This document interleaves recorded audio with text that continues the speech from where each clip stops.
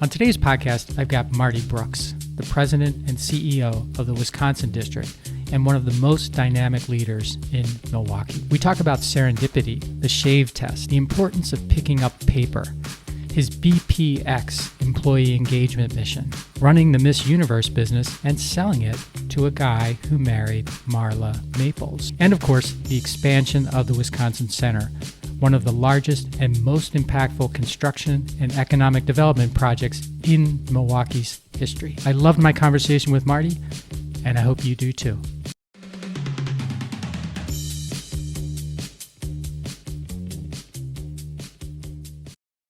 Hey, Marty, welcome to the podcast. Hey, Mike, it's wonderful to be here today. Thanks for having me. Well, it's a pleasure. I'm so glad that Kimberly Kane, who was I forgot to write down what episode she was. So you're joining good company because I've had Kimberly on and she connected me with you, and I've had Omar on the podcast, 223, episode 223, and forget it. I'm done. We're over. Are you done? I mean, Kimberly Kane took the company from here, and then Omar just brought it way down. Wow, Mike. Ooh, boy. Oh, okay. I feel like. Well, how about Fagan? Does he bring it up or down? Oh, Fagan brings it up. It up. But all I feel like, when you say Omar was on the podcast, that's like Groucho Marx would say, any club that would have me as a member is not a club I want to be a member of. So, oh well. Well, let me tell you a little bit more about Marty so that you can get as excited as I am to have him here today. So Marty Brooks joined the Wisconsin Center District as president and CEO in January of 2018. By the way, Marty, obviously not the most ideal time to move to Milwaukee in January. I moved in 1992, so I feel for you. And for those folks out there listening, Milwaukee is a wonderful place, but the best impression, it probably isn't in January. First impression probably isn't in January. So thank you so much for gritting that out, and we'll learn more about that, I'm sure. So Marty oversees business growth and operations for the Wisconsin Center, for the University of Wisconsin-Milwaukee Panther Arena, and the Miller High Life Theater. He's worked previously for the St. Louis Convention and Visitors Commission, St. Louis Blues hockey team, Hartford Civic Center, Madison Square Garden, and you get an idea of his pedigree. So at the Wisconsin Center District, Marty works closely with VISIT Milwaukee to secure unforgettable acts and diverse conventions year-round that heighten the district's value and brand in the Midwest. He's got a vision to be bold, proud, and experience-obsessed. And he's an energized leader driving Wisconsin Center District towards strong and focused financial performance and growth that results in a thriving community. And Marty, with that, I start every podcast with the same simple question, and that is, how did it happen for you? Wow, that's such an open-ended question that you can take anywhere. I think the answer to that just popped into my head literally as you asked the question, and it happened to me that I happened to be hanging out in the first floor of my fraternity house when I was a senior in college, and I walked up to this older gentleman who was walking around the lobby also, and introduced myself and asked who he was and what was he doing in our frat house. Learned to find out that he is an alumni who did business with the university and had just come down to his old frat house to see if it was still standing. And we got into a conversation. One thing led to another, and I wound up doing an internship for him. And then he offered me a job right out of college. It was literally for no money initially, but he was involved in sports television, sports radio, advertising, marketing, and it seemed like a career path that would be very exciting to pursue. I learned a lot about how to do business and was exposed to ways that I learned not the best way to do business. And it was a remarkable 3.5 years that led me to an opportunity to work for USA Network. I had met the president of USA Network literally by picking her up at the airport and bringing her to our office at the time. And you meet the same people going up as you do going down. Yeah, this was the president of an organization that I had aspired to be a part of, and this was in the very late 70s when cable television was in its infancy. And I got a tremendous break working in that for USA Network, which then led to a job at Madison Square Garden, where I spent 22 plus years, and then built and built. So it was I happened to walk into the living room of the frat house at the right time, on the right day, and it really did. Next to meeting my wife for the first time, changed my life. And what was that fellow's name, Marty? His name is Lenny Klompus. He left the area. This happened. I went to school at the University of Maryland in College Park. Our offices were, I think, Rockville Pike in Rockville, Maryland.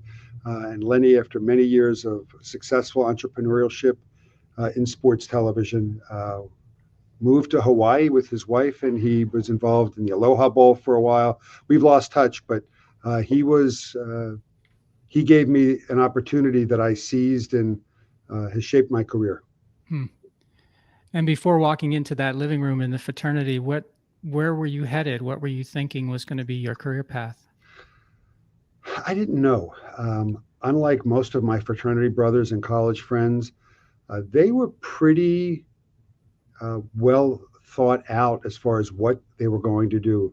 Some were committed to going on to professional school, be they lawyers, doctors, dentists, pharmacists, or had strong financial background and were going to either be accountants or work in the finance industry. At that time, the major accounting firms were known as the Big Eight. Don't think that many of them are in existence any longer. I was doing on-campus interviews for really anything. I had majored in journalism, started out radio and TV major, but thought the classes were too big and didn't think that was really going to be a career path that made sense going to college for 4 years for. So journalism, I didn't know what I was going to do with it. I would have been lost if I had not happened in the living room on that one day. What fraternity were you in, Marty? Tau Epsilon Phi at the University of Maryland. Okay. And Lenny, so you started an internship with him, then you went to work with him. You said for no money. That part I wanted to make sure I got back to. What does that mean? No money. It was, graduating college, I was fortunate that I didn't have any debt from college. Okay.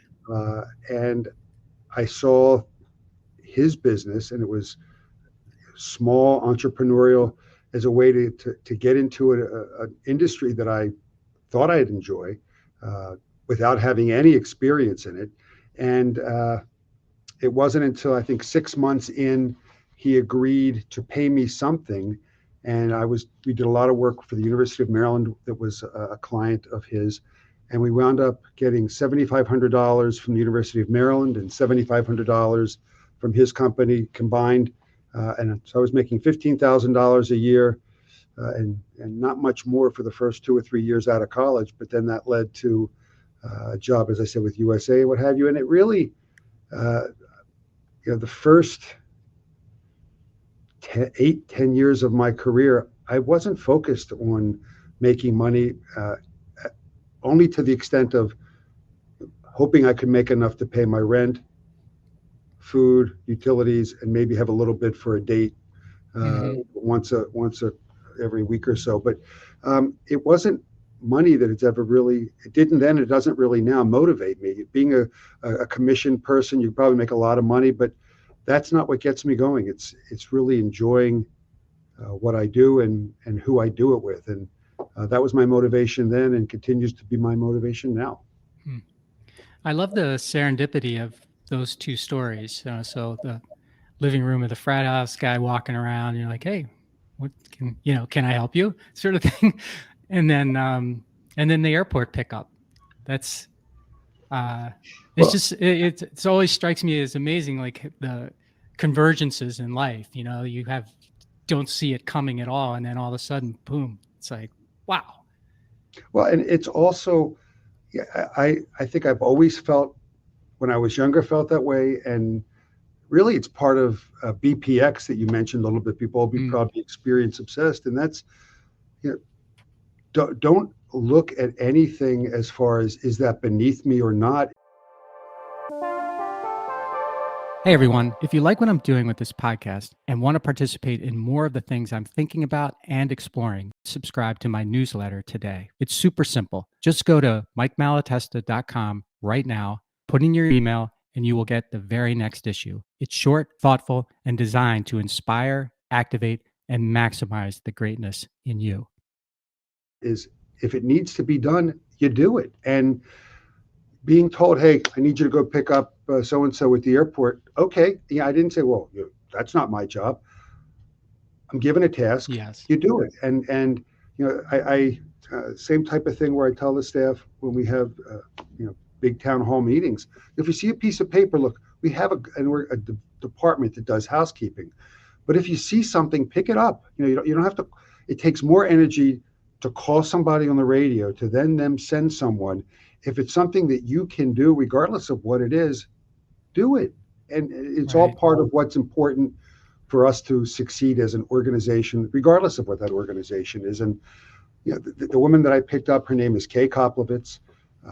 She was at the time one of the very few women presidents of an entertainment company. She was so approachable and an extremely influential individual. Someone who I, to this day, follow on Facebook and admire her accomplishments and her philanthropy and her involvement in nonprofit organizations. And I still look back and remember picking her up at National Airport and just not being in awe of her, but just wanting to take the opportunity of spending that half hour in a car, small talk, getting to know her, finding out about her career. She asked me about my aspirations. I remember she asked me, what is it that you want to do? I didn't know what the frick I wanted to do. And I said, I want to be a director. I didn't know what that meant, but it sounded good. And, but I remember that conversation as if it were this morning. And I just think it's so important. I live the same way today. Try and make the most out of every moment, learn something every day. Everybody wants to get something accomplished, but I also want to learn something and hopefully influence or impact other people in their professional growth and development. I think that's a really necessary belief system, especially when you're starting out, to say yes to everything that you can do. And if someone is asking you to do something and you can do it, now's the time. Say yes. And you never know where that's going to lead you. Say yes, I'll go pick her up at the airport, and all of a sudden there's my next opportunity, right? And now I've followed this person for the rest of my life. That was the impact that she had on me. Say yes. I think it's, and one of the things we use, one of our lines in the organization, the district, is how do we get to yes? That's we may not be able to get to yes or get to the end result the way you think we should, but the most important thing is how do we get to the end solution? And it's through give and take, and not saying we know better than you. It's okay, you think we should go this path, maybe this is a better way or it could get us there faster or cheaper. So it's yes, it is saying yes, but in addition to that, it's also not waiting to be asked. It's no matter what your position is, if you see an opportunity where someone might need help, even if they're not asking for it, hey, you need any help? Anything I can do for you? Years ago, fast forward a number of years, and I remember this because it was a pretty stupid offer in hindsight, but working at Madison Square Garden, my boss at the time was another very dynamic man. His name was Bob Gutkowski. And Bob was an executive with NBC Sports. He went on for a number of years to be a senior executive at ESPN in its infancy, and then became my boss at Madison Square Garden. And he was president of Madison Square Garden, and then he went on to become president of the Garden itself. And he was a big boxing fan, and he was bringing boxing back to what was used to be called the Felt Forum, a small theater that we had as part of the Garden. And I remember and Bob and I worked very closely. I really admire him. And when I heard that they were booking boxing, I was not at that point in my career in the venue business at all. Hmm. But I remember going to him, not thinking about the sophistication of another side of our business. I said, Bob, I understand we're going to go and sell with a boxing event. Look, if you need anybody to take tickets or be an usher that night, I'm here if you need me. And he did not take me up on my offer. And the Garden is a union organization. And even if he wanted to, it would have been difficult for me to work it. But even though it was a naive offer, it was a genuine offer that if you need help for something that the organization is taking on, I don't know how hard taking tickets is. I'd never taken them before, but it just hit me. Offer, ask, look to be a part of something that might be outside of your box. You're going to learn something. And by the way, if you have aspirations for a career beyond what you're doing today, it's demonstrating that you're taking the initiative, that you're not just sitting back waiting for someone to come to you with an assignment. It's important to say yes when asked, but I'm also of the mind, we affect a lot of our own destiny. So ask to help others. So this is a stupid little story, but I'll share it with you anyway, because you said to pick up the paper. One thing that I do, and I don't know why I do it, but it's just because it's there, is like when I go into a bathroom, like at a restaurant or even at, the convention center, if there's, papers around the trash can where people have missed, or, I pick all those up and I put them away. And I know that the next person's going to throw it on the floor, but I just feel like that's leaving something a little bit better than it was before you showed up. Right. And that sounds like how you think. Like, I can make this a little bit better or a lot better because I've shown up. So why wouldn't I take that opportunity? It's also, and I think this is even more so as I've gotten more responsibility over my career, is, like it or not, people are looking at those above them within an organization and how they behave. And I treat my office and our buildings and all of our space, whether it's public space or back of house space, as if I own it, as if it's my living room that you're coming to. So when I come to the restrooms, and by the way, thank you for picking up trash in our building. I truly appreciate that. Thank you. My pleasure.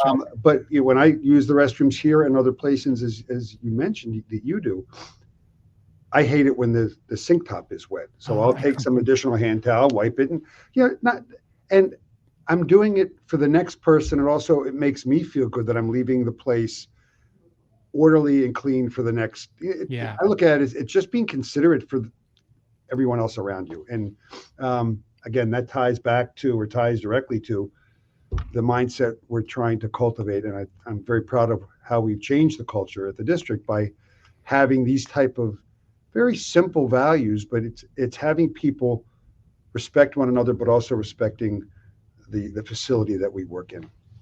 So I want to dig into that a little bit, but first I want to ask you this. Most people that are listening probably have some awareness of Madison Square Garden as the arena, where concerts are, where basketball is played, that kind of stuff. But it sounds like it's part of a much bigger sort of organization. You mentioned the Feld, and you worked in Hartford, I think, as part of your work with the Garden. Could you just give people a sense of what that organization is actually like? Sure.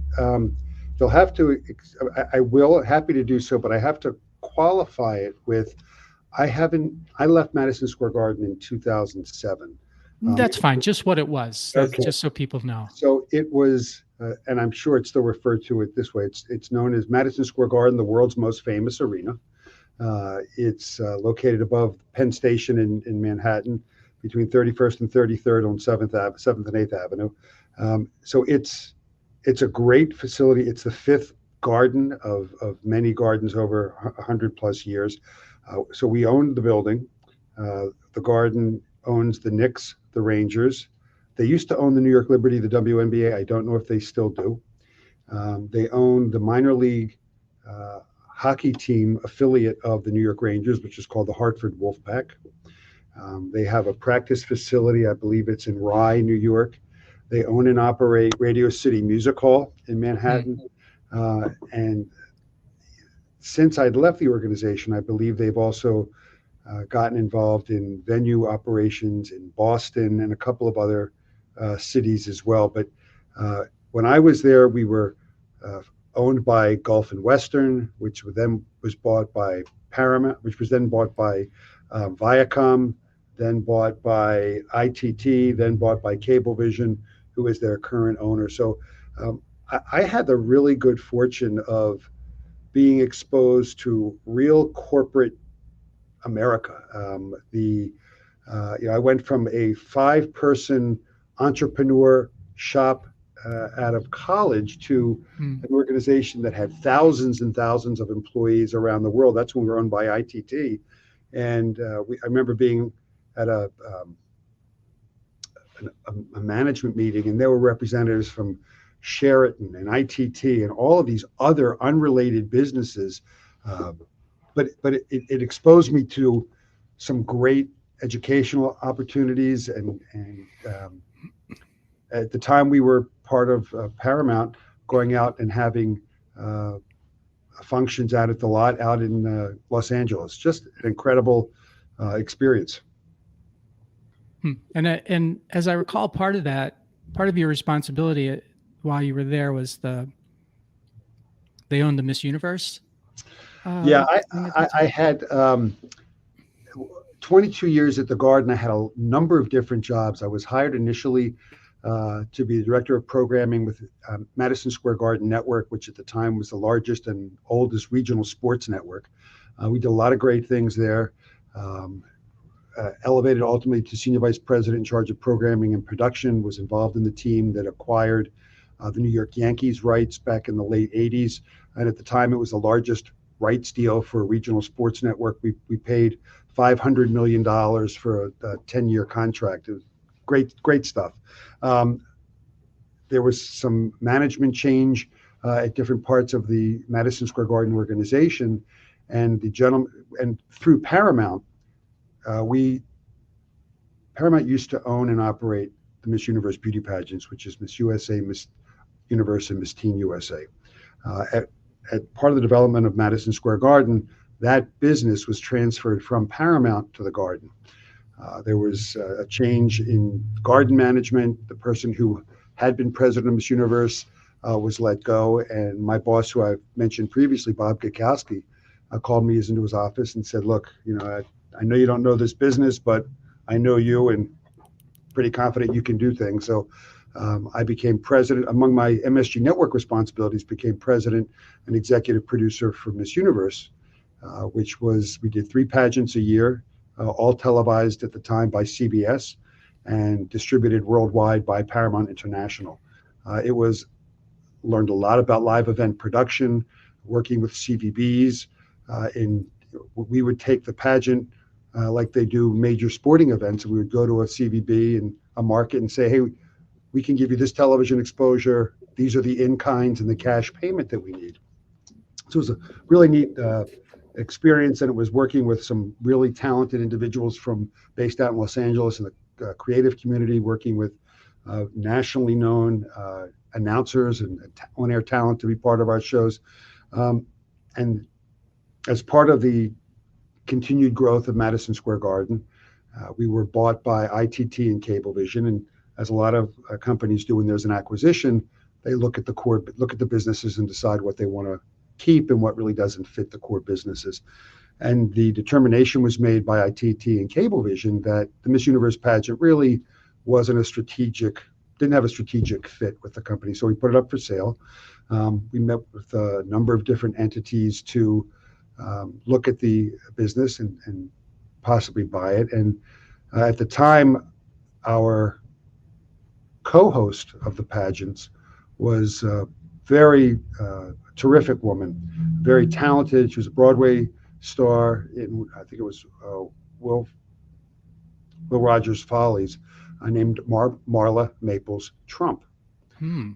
At the Miss Universe pageant that was held in 1996 in Las Vegas at the old Aladdin Casino, Donald Trump came out, heard that we were had the property up for sale. So we came out and saw his then wife working the show with us, asked me and my wife to fly back with him on his plane back to New York after the next day after the pageant. And ultimately, we sold the organization to Donald. Um, after many discussions, it was uh, became apparent to both of us that I was not the right fit for him, nor his organization the right fit for me. So when we closed on the deal, the Wednesday, oh my God, how ironic. It was the Wednesday before Thanksgiving Get in out. 1996. So, oh my God, that's so crazy.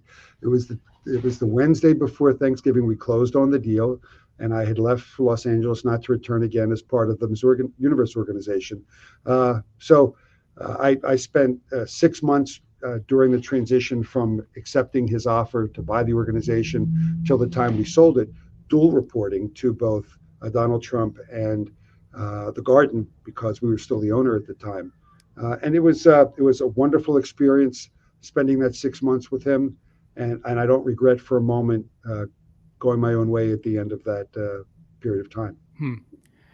So we're recording this on the Tuesday before Thanksgiving, which is gives you reference for Marty's.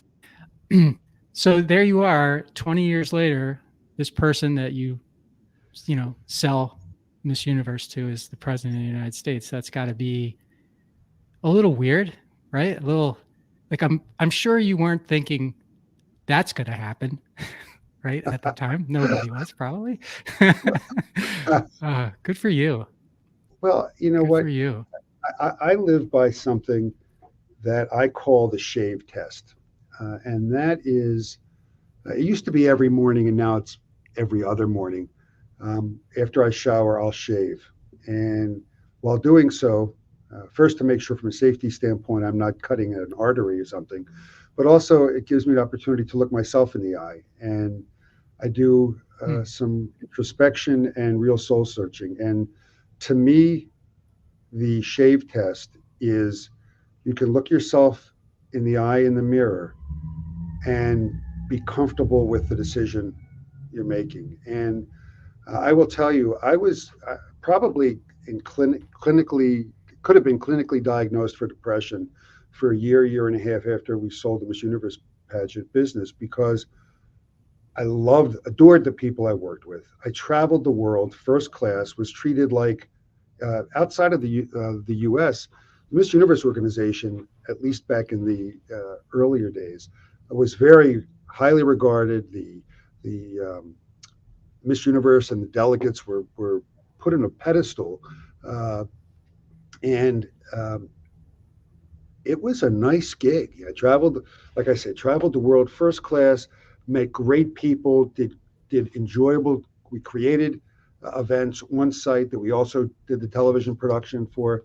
Uh, but I knew after 6 months that the way Donald Trump did business, without passing judgment on it then or now, Mm-hmm.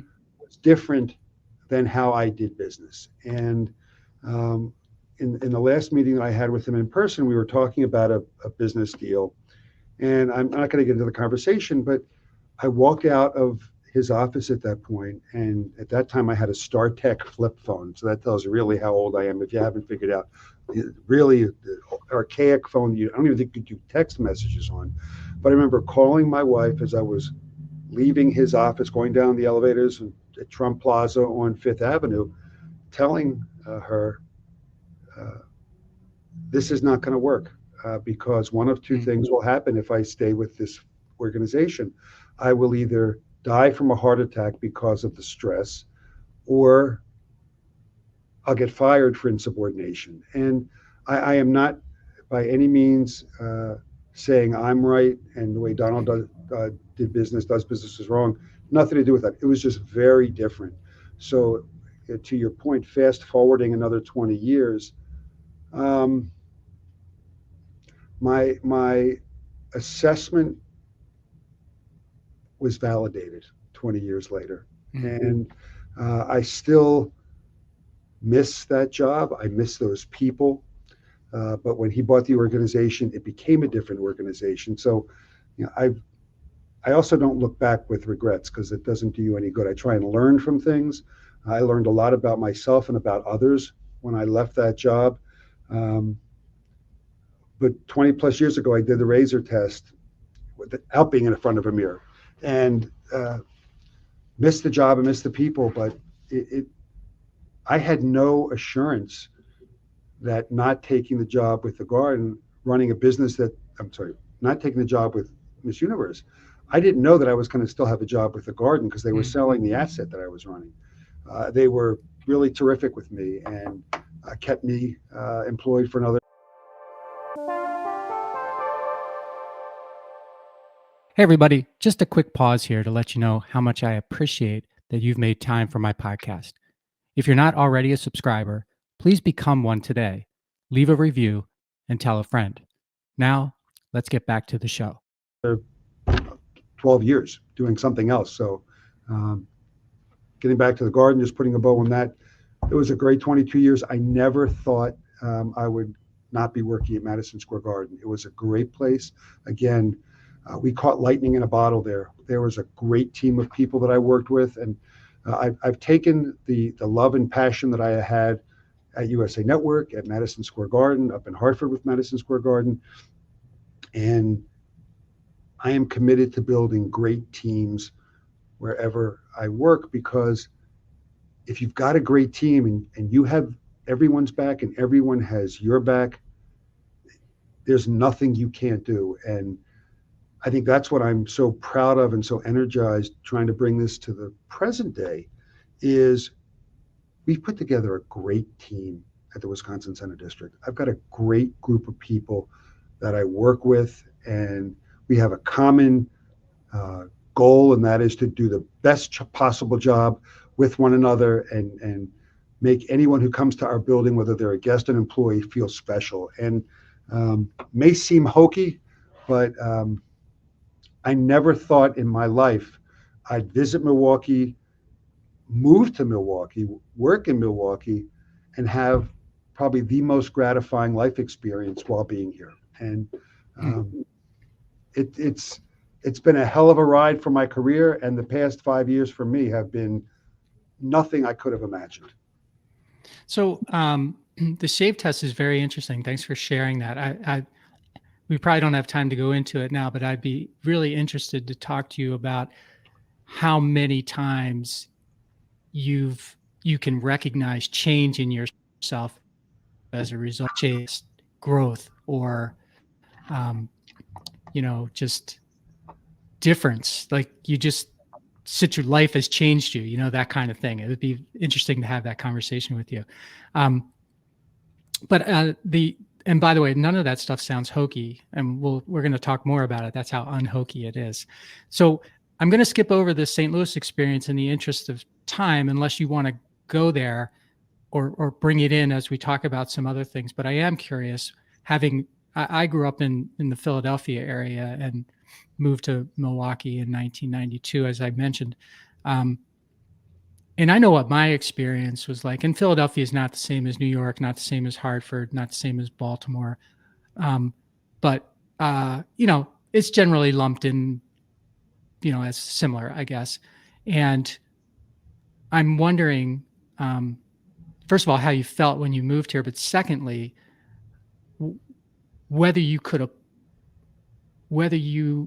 how different was it when you went to look at building the team at the Wisconsin Center District? So from the Madison Square Garden culture, let's say.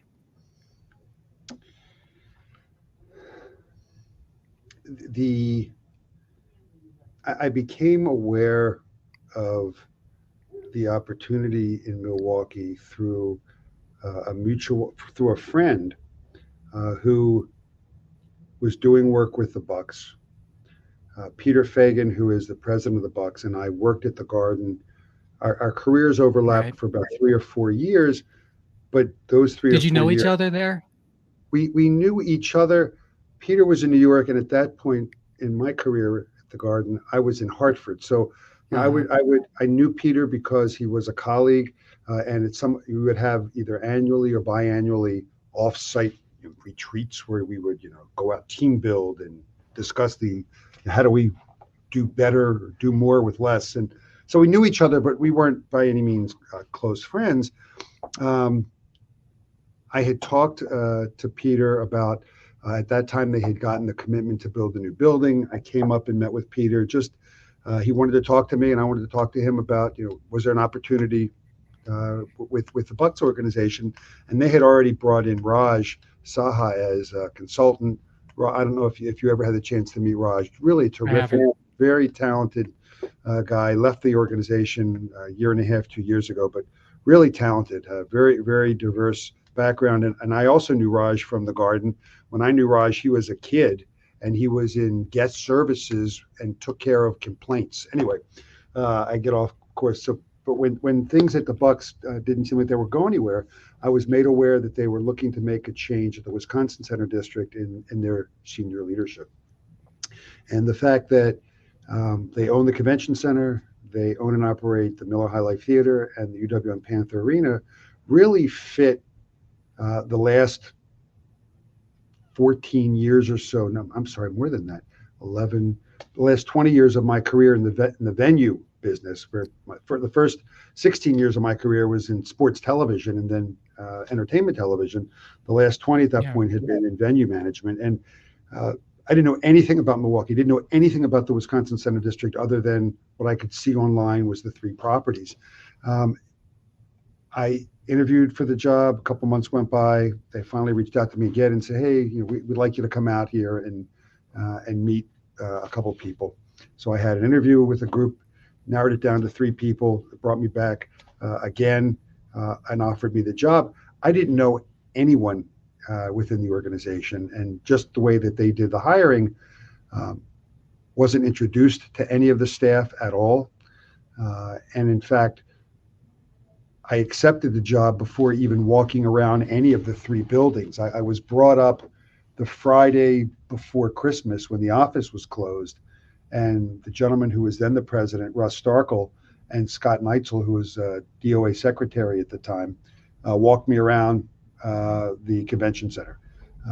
I didn't know what I was getting into as far as what the organization was really like, what anyone thought of the organization, but I accepted the job based on the challenge of, we want you to come up here and improve the P&L. We want you to come up here and get more engaged in the community, because they didn't feel that the district had a real presence outside of its walls. And then the third objective was, we want you to get immersed in the idea that we've had for the past 20 years, and that's an expansion for the convention center. We've spent a lot of money on consultants, but we're no closer to making a decision than we've ever been. So we need you to take a look at and make a recommendation at some point. Do we need an expansion? And if so, what does it mean? And if not, let's put it on the back burner for another 10 years or so, and we'll revisit it, as opposed to it simmering every couple of months. And that's what excited me. The challenge just seemed extremely exciting. I came up here and I remember met with the staff the first week. I had my car scheduled for service in St. Louis. I changed it to be serviced up here, and I was in the dealership waiting for my car to be serviced. And this is the first Saturday I'm up here. My wife is still in St. Louis, and Scott Neitzel calls and says, "Hey, Marty, just checking in. Want to see how you're doing." And I didn't know Scott that well, but I used a couple of 4-letter words as expletives with a smile in my voice and said, if I would have known how 4-letter word this place is, I don't think I ever would have taken this job, Scott. But you couldn't have known how it was because you're not here every day. I'm not accusing you of misrepresenting, but there's no way you could have prepared me for what I've assessed in the past week. And so right off the bat, you're like, did I make a mistake? Is that what you're saying? You know what? I never thought I made a mistake. It was, I wasn't expecting it. I didn't expect the organization to be the issue. I thought it was more facilities and more. Well, we need to have maybe a little bit more experience in booking shows, or maybe there's a better way to do things. And what was so out of sorts was the organization needed to be shaken up. And that doesn't mean mass firings or promotions or demotions. It means that there were a lot of people who this was their only job, and they'd been here for years, decades even. They had never obtained any other life experience other than working here. And this organization, prior to becoming the Wisconsin Center District, was a department of the city of Milwaukee. So it evolved from a governmental bureaucracy, and the people in the key positions weren't in the sports, entertainment, venue business. Yet they were the ones running the organization. But they were, they were in it, but they weren't in it. Correct. And you can't, I never faulted the individuals. You can't fault somebody for getting or being in a job. It's the people who hired them you should fault if they're the wrong person for the job. Right. So it caused me to pause and go, okay, I got to learn more. And I spent the first 3 months that I was with the organization more outside than inside, because I needed to know what people thought of us, those people that did business with us, those that didn't do business with us, all of our board members, our competition. I mean, I met with people who ordinarily they would say, why are you meeting with me? I'm your competition. I met with Gary Witt, who has a very successful promoter in Milwaukee. Wanted to know why I wanted to meet with him, because I needed, I didn't come in here to blow anybody up. I came here to help develop and elevate the Wisconsin Center District. And after 3 months, it became apparent to me that we had a real attitude problem, meaning that we were not thought, if anyone thought of us, and most people didn't, if you thought of us at all, you thought ill of us. You saw us as this monolith that sat in the middle of the city, that waited for people to call them, that didn't really care about customer service.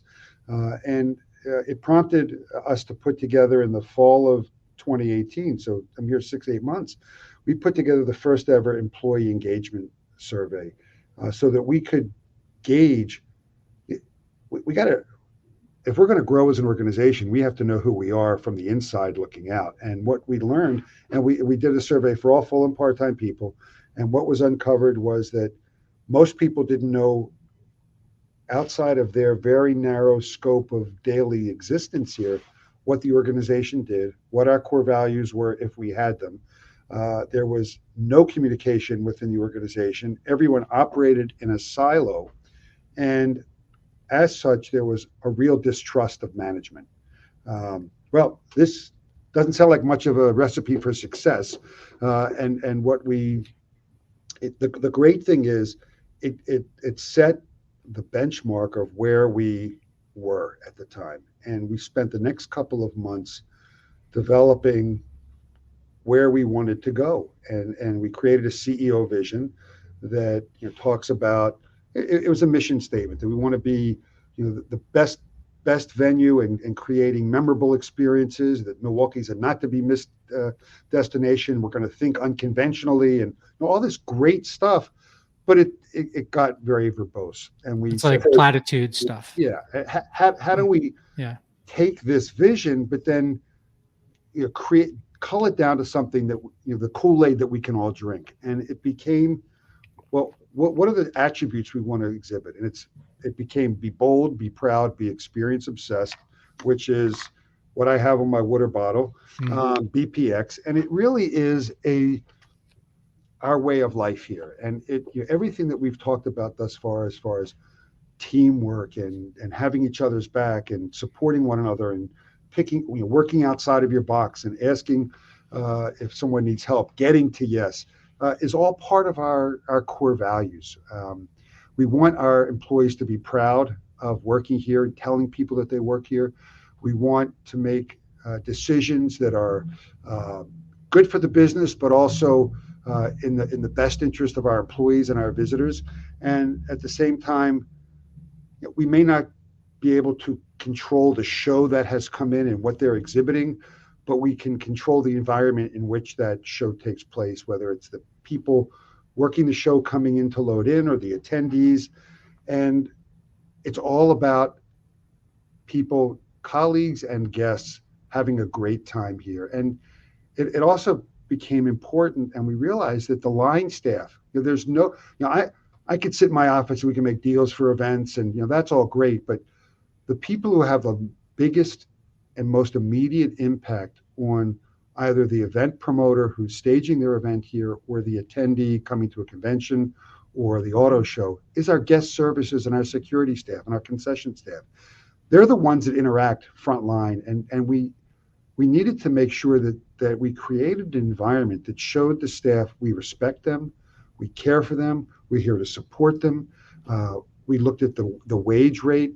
2 years ago, July, we increased the minimum wage to $15 an hour. We've recently implemented an employee assistance program for all employees, full and part-time. We have quarterly town hall meetings now where we reach out, and some of these meetings offer some training, leadership advice, motivational speakers, and other times it's just information. This is what's going on with the expansion, and it's a culture. And we talk about, we haven't talked about it yet, but we're a year into a $456 million expansion project that we broke ground on October 28th of last year. We'll be ready to open up in May of 2024. But I truly believe that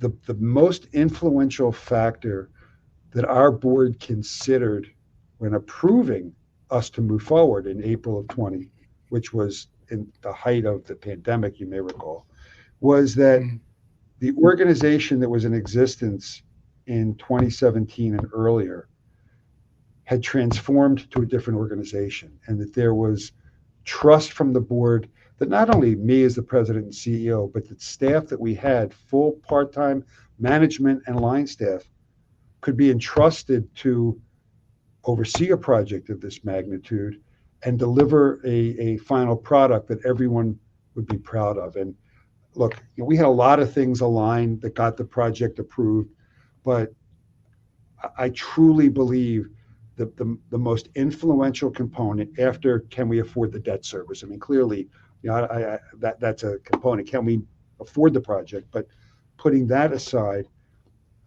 we got the trust of the board, and hopefully the trust of the aldermen and the people, David Crowley and Chris Abley prior to him, and Governor Walker at the time, and now the governor. So I give a lot of weight to building trust and confidence, and the staff here has been remarkable, and the change we've seen as an organization for the past 4 years, you truly can't appreciate if you weren't here the before and now see the after. The way you took me through that reminded me so much of the conversation I had with Peter Fagan when he first joined the Bucks, or joined the Bucks organization with the new ownership team. People, all good people, everybody in this part of the country is good, but people that have been doing the same thing for the same leadership for a long, long time, and not being rallied to be special, not being rallied to be increase their capabilities, not being rallied to have autonomy or ownership or whatever you want to call it. It sounded very similar, and it got me thinking, Marty, so I'm wondering if both of you, both he and Peter, but I don't have him here, so I'm going to ask you, Jess, this BPX thing, have you been practicing that your whole career, but just didn't have that kind of name for it? Or is it something that is a little different based on, what you came into that you developed? Tell me, I'm really interested in that. Well, I think that's interesting. I've never looked at it that way. I think Sarah Mayo, who is our VP of Marketing and Communications, has been a big influence on me in opening my eyes to looking at the organization as a whole. And Sarah has been with me. She was here when I got here, and she's we're here together a very long time. But I think what's so easy for me with BPX is people will be probably experience obsessed is how we were able to verbalize the mindset we were looking for. But in speaking with you and you know,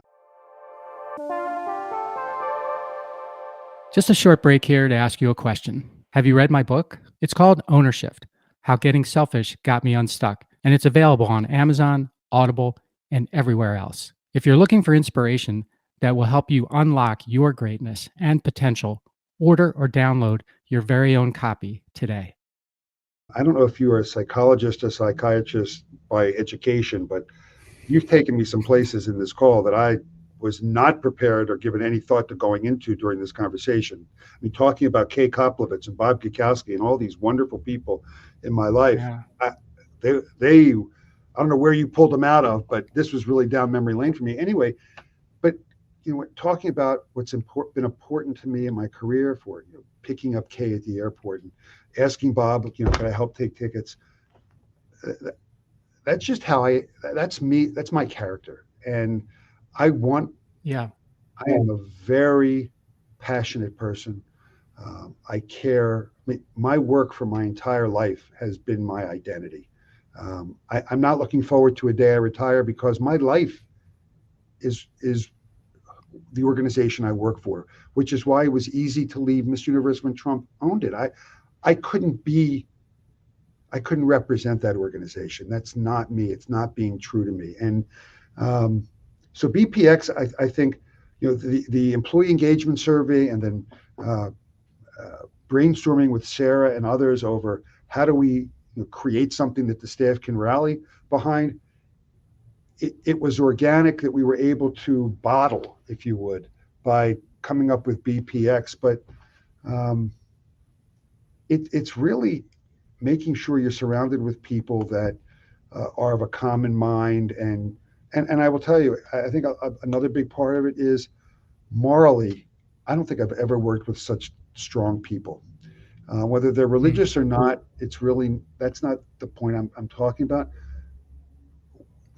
We have a group of very good people. I never have to, and I've never questioned, and I'm speaking for the team in Milwaukee, I've never questioned anyone's motivation or their ulterior motive. By the way, I don't want to make it sound like we're in a love fest here. We have a lot of strong personalities, and we are very expressive, but that's healthy. Let's get it out. Let's talk about it and get through it. But I spend more time at work than I do with my wife and my family, and I'm not demanding that from others. And I want the staff to like me, and I want the staff to like each other. But most importantly, we need to respect one another. And we have that here, and that's very special. I don't know if I'm answering your question or not, but I will say this, and then you can take this where you want. I'm very blessed.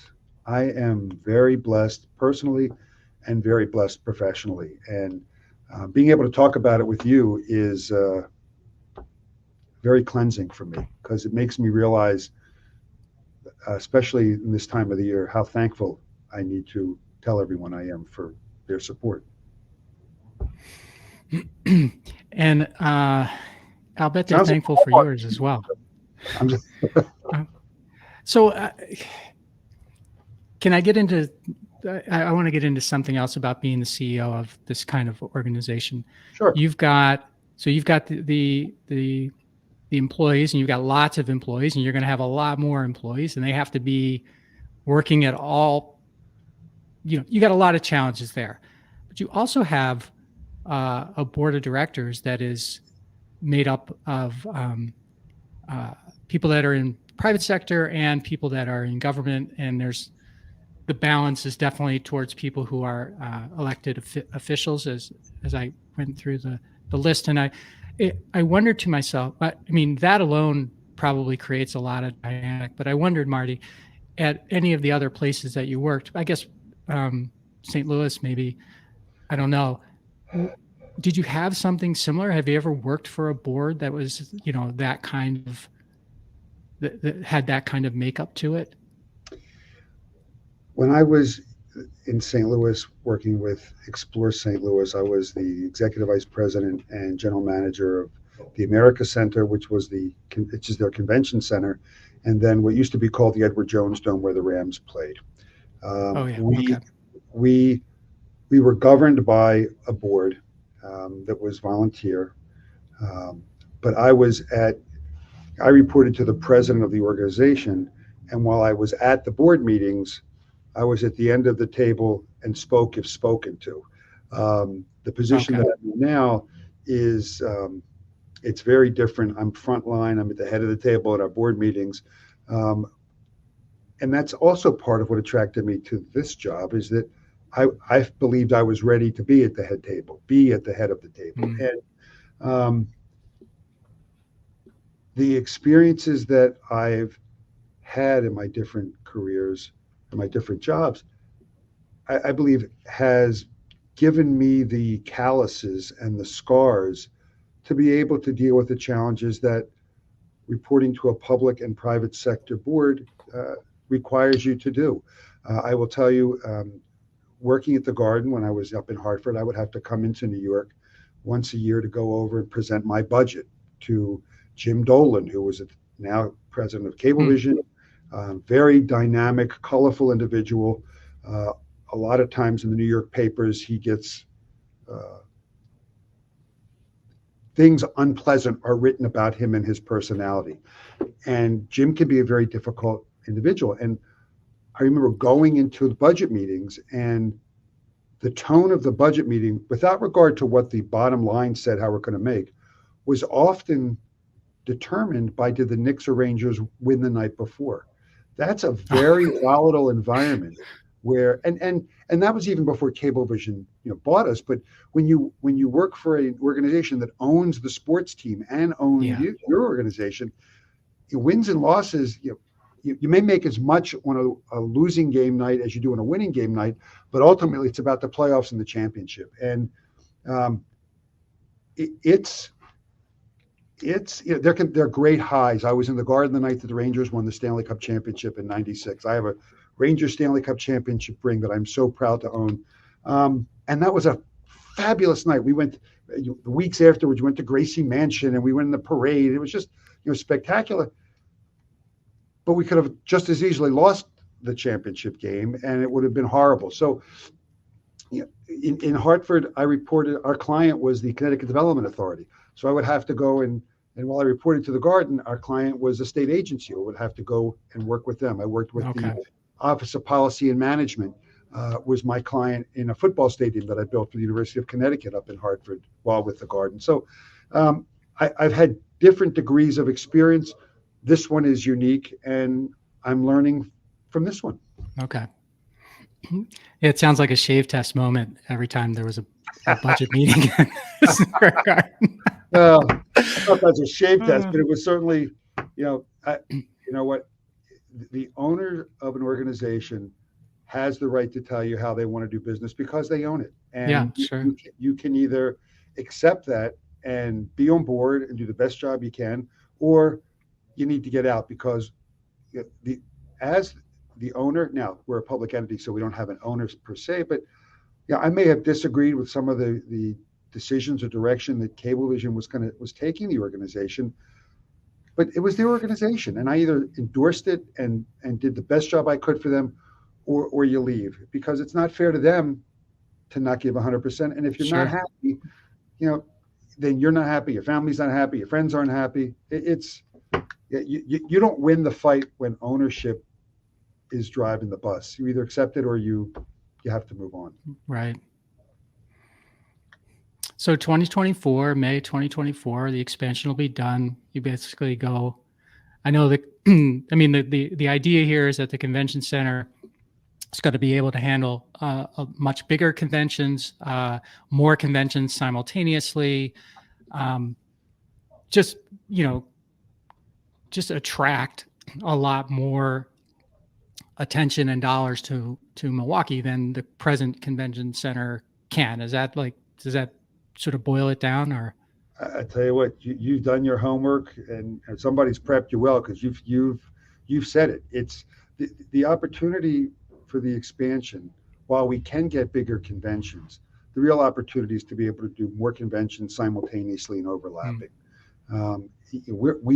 One of our driving forces is to, along with Visit Milwaukee, bring people from out of town into downtown Milwaukee and into Milwaukee County to stay in our hotels, eat in our restaurants, go to our bars, go to our stores, rent cars out at General Mitchell Field, and leave Milwaukee with a lot less money in their pocket than when they came.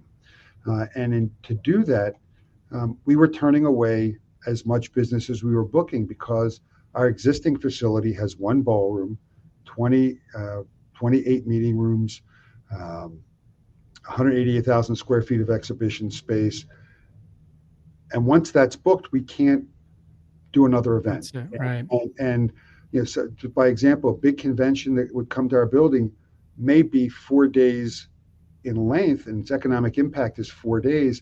But to get those 4 days of convention activity, they're loading in for a week. So we're busy, but there aren't a lot of people in town yet.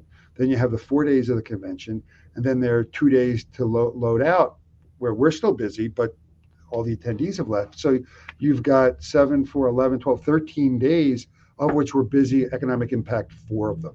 So now by having a second ballroom, 24 more meeting rooms, adding another 112,000 square foot exhibition hall, we can literally divide the building in half and have two events going on, either staggered or simultaneously. And that's going to be the true economic driver come 24 and beyond, is being able to have the hotel rooms busy 7, 8, 10, 12, 13 nights out of 13, not just 4. Right. And so when it's done, I'm sure there's going to be a lot of competition to put a name on this building, or I'm thinking that there would be a lot of competition to put a name on this building. That's what I would be thinking, at least. And it's that right now, not going to be FTX. So is that in the plans you have? I mean, I'm assuming it's going to be named something other than the Wisconsin Center. Well, the Wisconsin what is it Center, called? The Wisconsin Center is the name of the convention center. Wisconsin Center is what it's called. Yeah. Yep. And that is a terrific name, and it's memorable.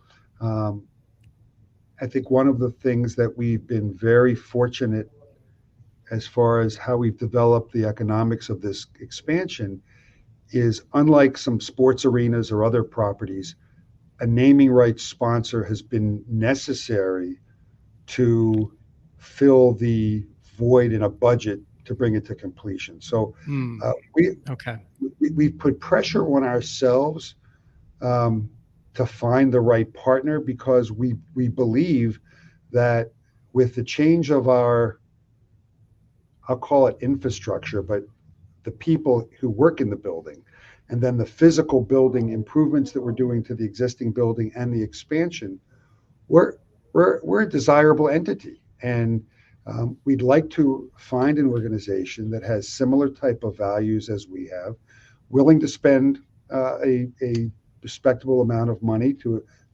promote their organization on our organization. So it's something that we've been working on for the past year. We've had some terrific conversations with some very impressive organizations, and I'm hopeful that long before we open in May of 24, we will have a naming rights partner and having their name secured on our building. But we're not at the stage yet of being able to go public with anything, because it's premature at this point with the individuals we're speaking with. Okay. I was just trying to lay it down for the future for you. Yeah. Sure. So, Marty, this has been so much fun. Is there something you would like to leave me or us with before we end today? Well, a big part of the design approach that we've taken with the expansion and then looking at the modernization of the existing building is how do we connect more with Milwaukee?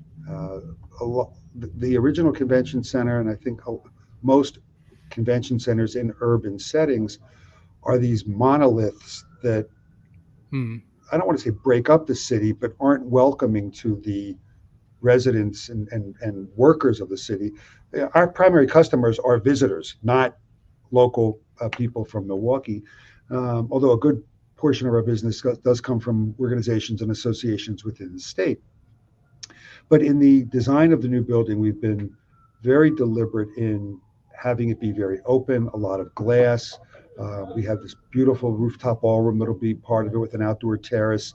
We've got a significant amount of money earmarked for internal interior art being commissioned by Milwaukee and Wisconsin artists primarily. And we really want to, our management team has gotten very involved in different nonprofit organizations. We serve on a number of different boards. But and I say this because when we were doing the lobbying of our board and looking to get support in the community in 2019 and 2020 to do the expansion, it was a little disappointing to find out how few Milwaukeeans had any familiarity with the convention center, because they'd never been in an event in our building, whether it was a gala or the auto show, or we have a lot of public events other than just the conventions that we have. And in fact, one of our most successful events ever last year was we had Beyond Van Gogh, which was the immersive experience, and the one thing during COVID that we had plenty of, which was space. So we had wonderful show, by the way. Thank you. We have Beyond and your people, the courtesy and everything that you were talking about with your people was so on display when we went through that exhibit. Just great. That's great for you to share. Thank you. We have from the same promoter an event through January 8th in our building called Beyond Monet, the immersive experience. We're looking at some things for the future. So look, our core business is conventions, but getting back to one last thing, we are bringing in content that's as much for local people. And I'm really hopeful that in the years to come after we open, that we can make, that we have events in here that attract people in Milwaukee, from Milwaukee, to come into the building and share the pride. And this is a public building. We want people to come in. We want people to enjoy themselves here. And we want people to take pride as we do in this building. So, not scripted to want to talk about, and I'm not looking for anybody's money unless somebody wants to be our naming rights partner. That's still open right now. But we want to make sure we are more front of mind than we've been as an organization and as an asset for the city, because we are an economic driver. We're not looking to be in the spotlight, but we just want people to know we're here, and we're here to grow the city and make this a better place to live, work, and play.